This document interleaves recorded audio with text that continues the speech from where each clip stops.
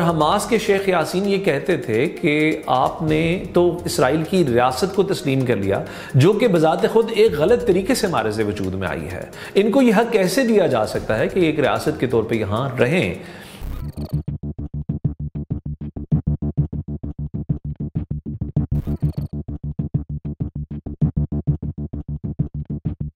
انیس سو ستاسی کی انفدادہ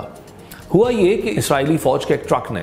ایک سیولینز کی کار کو کچل دیا اور اس کار میں بیٹھے ہوئے سارے افراد ہلاک ہو گئے۔ فلسطینیوں کو یہ احساس ہوا کہ یہ دانستہ طور پہ مسلمانوں کو قتل کیا گیا، کیونکہ اس سے کچھ دن پہلے ایک یہودی کو کہیں قتل کر دیا گیا تھا فلسطین کے کسی کونے میں، اور اس پر ایک ریزنٹمنٹ، ایک غصے کی لہر اٹھی۔ لوگوں نے پہلی مرتبہ پتھر اٹھائے، ڈیمونسٹریشن، مظاہرے شروع ہوئے،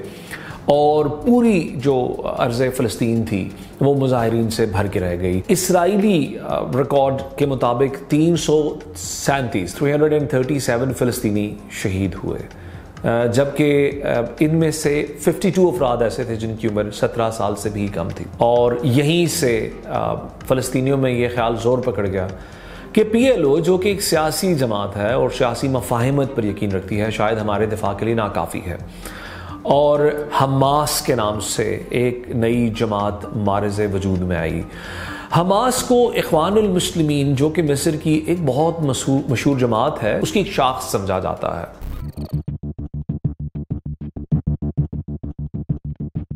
1992 میں اوسلو اکارڈ کی راہ ہموار ہوئی، جس میں پہلی مرتبہ اسرائیل کی ریاست نے یہ بات تسلیم کی کہ فلسطینیوں کو یہ حق حاصل ہے کہ وہ اپنی سیاسی جماعت بھی بنائیں اور اپنی ایک ریاست کا ڈھانچہ یا اس کے خد و خال سامنے لے کر آئیں۔ یعنی ایک مکمل ریاست تو فلسطینیوں کو نہیں ملی، لیکن کچھ ٹکڑوں کے اندر ان کو اختیار ملا کہ وہ اپنی ایڈمنسٹریشن کھڑی کر سکتے ہیں، جبکہ فلسطینیوں نے ان ریٹرن اسرائیل کو بطور ایک ریاست کے قبول کیا۔ فلسطینیوں میں جو سب سے بڑی اس کے خلاف آواز تھی وہ حماس کی تھی، اور حماس کے شیخ یاسین یہ کہتے تھے کہ آپ نے تو اسرائیل کی ریاست کو تسلیم کر لیا جو کہ بذات خود ایک غلط طریقے سے ہمارے سے وجود میں آئی ہے، ان کو یہ حق کیسے دیا جا سکتا ہے کہ ایک ریاست کے طور پہ یہاں رہیں؟ فلسطین کی ریاست یہاں پر قائم ہوگی اور اسرائیل کو واپس جانا ہوگا۔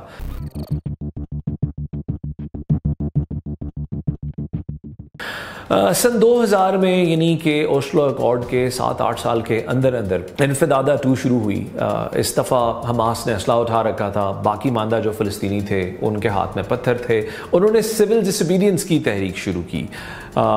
اسرائیل نے اس دوران 700 کلومیٹر سے زائد علاقے پر دیواریں کھڑی کر دیں اور ویسٹ بینک کے اندر اپنی آبادیاں قائم کر دیں۔ 700 کلومیٹر دیوار کا مطلب یہ ہوا کہ اس شہر کے اندر یہ جو ویسٹ بینک کا علاقہ ہے، اس کے اندر ایسی کالونیز بن گئی جن پر فلسطینی آ ہی نہیں سکتے، ان پہ صرف اسرائیلی ٹریول کریں گے اور بیچ میں ایک بڑی دیوار ہوگی جس کے اس طرف زندگی کی ہر سہولت ہوگی اور اس طرف لوگ بہت برے حالات میں رہیں گے، وہاں ڈیولپمنٹ بھی نہیں ہو سکے گی۔ سو اسرائیلیوں کی ظلم میں اضافہ ہونے کے باعث ایک پبلک سینٹیمنٹ بڑھتا چلا گیا۔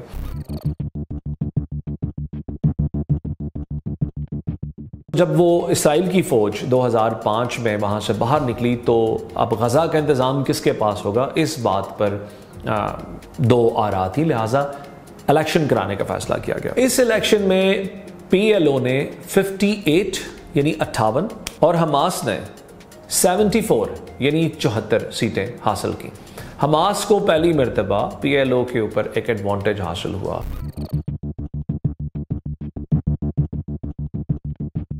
حماس چونکہ ایک واحد جماعت ہے جس کی جد و جہد مسلح ہے اور جو اسرائیل کو فوجی طور پہ ذکر پہنچاتی ہے، لہٰذا یونائٹڈ نیشن نے اور امریکن فارن آفس نے، جس کو امریکن اسٹیٹ ڈپارٹمنٹ کہتے ہیں، اس کو ایک دہشت گرد جماعت قرار دے دیا۔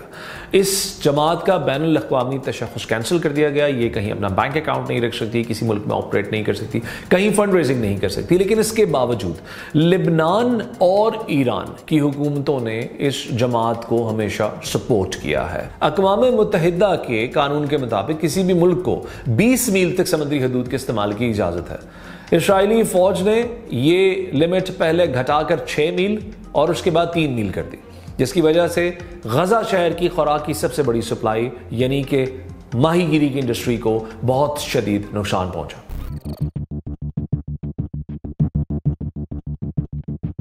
2005 میں حماس کی پے در پے کارروائیوں سے تنگ آ کر اسرائیل نے ایک بہت بڑا فیصلہ کیا، اور وہ فیصلہ یہ تھا کہ وہ غزہ کے علاقے سے اپنی فوج کو باہر نکال لے گا۔ حماس نے لڑنے کے لیے عجیب و غریب کام کیے، مثلاً زمین کی کھدائی کر کے پرانے پڑے ہوئے پانی کے پائپ نکال کے ان کے اندر گولہ بارود بھر کے راکٹس بنا کے اسرائیل کے اندر فائر کیے، اور راکٹس فائر کرنے کا یہ سلسلہ اسرائیل کی پریشانی کا باعث بنا، کیونکہ ان راکٹس کی رینج بڑھتی چلی جا رہی ہے۔ ایک اور بڑی عجیب بات یہ ہے کہ غزہ کے سمندری علاقے کے قریب سیکنڈ ورلڈ وار میں ایک برطانوی شپ ڈوب گیا تھا جس کے اندر بہت سارا گولہ بارود موجود تھا۔ حماس کے مجاہدین نے سمندر کے نیچے جا کر وہ پرانا گولہ بارود نکال کے اس کو ڈسمینٹل کر کے، جو کہ ایک بہت خطرناک کام ہے، یہ راکٹس بنائے جن سے وہ آج تک اسرائیل پر